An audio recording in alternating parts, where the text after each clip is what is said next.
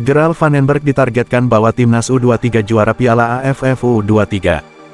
Gerald Vandenberg ditargetkan bisa mengantar timnas Indonesia U23 juara Piala AFF U23 2025. PSSI ingin Garuda Muda menjadi yang terbaik di ajang itu. Piala AFF U23 akan digelar pada 15-29 Juli mendatang.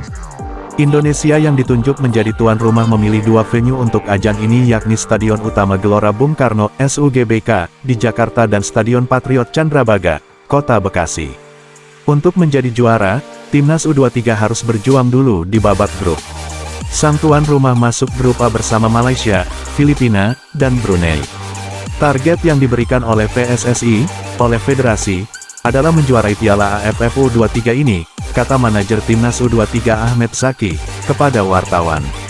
Kemudian nanti lanjut lagi dengan persiapan kualifikasi Piala Asia U23, ujarnya menambahkan. Untuk mendukung target itu, Gerald Vandenberg diberikan kebebasan dalam memilih pemain maupun staf kepelatihan. Untuk staf pelatih, komposisinya sudah lengkap. Head of Scouting PSSI Simon Tahamata bahkan ditarik Vandenberg untuk menjadi salah satu asistennya. Beberapa tenaga lokal juga masuk dalam daftar tim kepelatihan timnas U23. Jadi ini benar-benar murni Coach Gerald yang memilih beserta tim. Kemudian tim kepelatihan semua sudah komplit.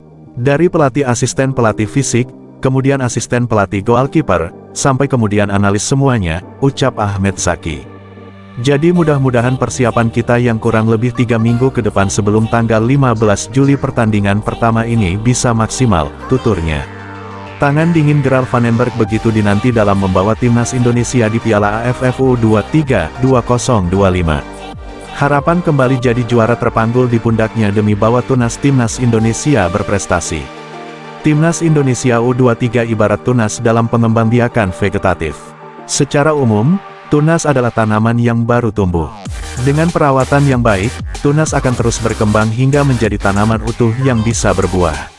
Analogi ini serupa dengan kelompok usia U23 yang secara pengalaman relatif belum banyak mengecap asam garam, namun pemain-pemain yang masuk ke dalam tim adalah mereka yang punya potensi untuk terus tumbuh.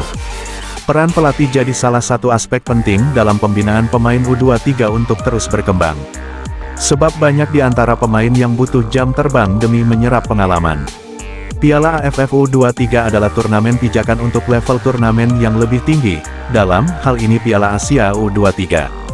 Anak tangga bisa naik lagi karena Piala Asia U23 dapat jadi pijakan menuju Olimpiade. Karena itu Indonesia tak bisa mengenyahkan Piala AFF U23 dari proses pembinaan. Sebab bukan tak mungkin, pemain yang pernah merumput di kompetisi level Asia Tenggara akan jadi orang bagi timnas Indonesia. Hernando Ari dan Beckham Putra adalah contoh terdekat pemain yang melesat bersama timnas Indonesia. Keduanya adalah tumpuan Garuda Muda di Piala AFF U23 2023 lalu. Selain fokus pada pembinaan, Piala AFF U23 juga bisa jadi acuan jika bicara prestasi usia muda. Kebetulan Indonesia punya rekam jejak positif. Dari 4 edisi yang sudah bergulir, tim Merah Putih menyimpan 1 gelar saat pasukan yang dipimpin Indra Syafri jadi kampiun pada 2019. Indonesia hampir jadi juara pada edisi terakhir 2 tahun lalu. Kesebelasan yang dipimpin Shin Tae-yong menembus final, tapi kalah dari Vietnam di babak adu penalti. Kini Indonesia jadi tuan rumah Piala AFF U23 untuk pertama kalinya setelah edisi 2011 batal terlaksana. Juara tentu jadi harapan publik jika bicara turnamen level regional, terlebih jadi penyelenggara. Timnas Indonesia U23 bergabung di grup A bersama Malaysia, Filipina, dan Brunei Darussalam. Ketiga lawan itu tidak bisa dipandang remeh, tapi lolos ke babak semifinal tentu jadi pencapaian minimal sebagai tuan rumah dan Vandenberg harus bisa melakukannya. Gerald Vandenberg memanggil 30 nama dalam pemusatan latihan di Jakarta. Hanya Jens Raven sebagai pemain diaspora. Hal ini justru dipandang sebelah mata oleh sebagian pihak. Cibiran datang dari media tetangga, Vietnam. Tak ada Welber Jardim, Dion Marks, dan tim Gaipens dipandang sebagai kesalahan. Memang tak ada nama sebesar Marcelino Ferdinand, Rafael Struijk, Justin Hubner, Ivar Jenner, dan Ramadan Sananta.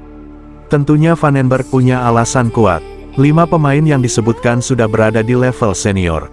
Tak hanya label, mereka sudah mencatat setidaknya 15 caps untuk timnas Indonesia di ajang penting.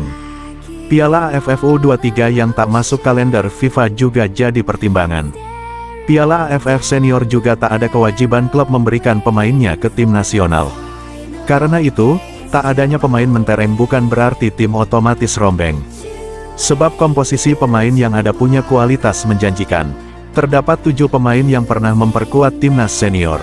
Mereka adalah Hoki Caraka, Kadek Arel, Doni Tripamungkas, Victor Detan, Raihan Hanan, Dava Fasya, dan Muhammad Ferrari. Lalu pemain jebolan timnas Indonesia U19 juga punya potensi. Nama-nama seperti Muhammad Raihan Hanan, Arhan Fikri, Ahmad Maulana, dan Alvarezi Buffon juga berkualitas. Seperti kata pepatah, anjing menggonggong kafilah berlalu. Vandenberg harus cuek dengan komentar negatif seperti itu. Ia perlu percaya penuh pada pilihannya sendiri. Per Senin, 23/6, ada 28 pemain yang hadir. 2 pemain yang belum datang adalah Husna Al-Malik dan Putra Seva Sanggasi. Mereka sama-sama kiper. Mayoritas pemain yang sudah hadir dalam pemusatan latihan di Jakarta membuat program berjalan optimal. Karena itu Vandenberg bisa memulai sesi yang lebih intensif usai fokus pada aspek kebugaran sejak TC bergulir pada tanggal 20 Juni lalu. Tentunya pola lebih intens akan digenjot seiring hari H yang kian dekat.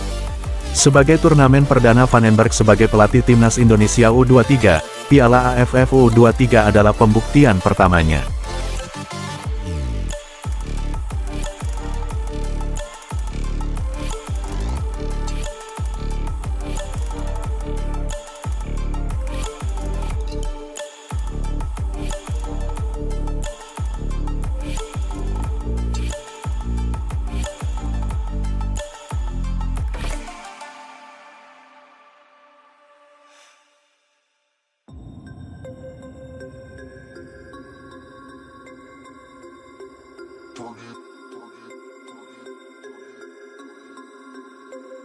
We about to turn it on.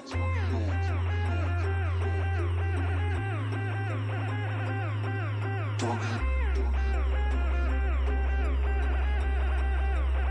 We about to turn it on.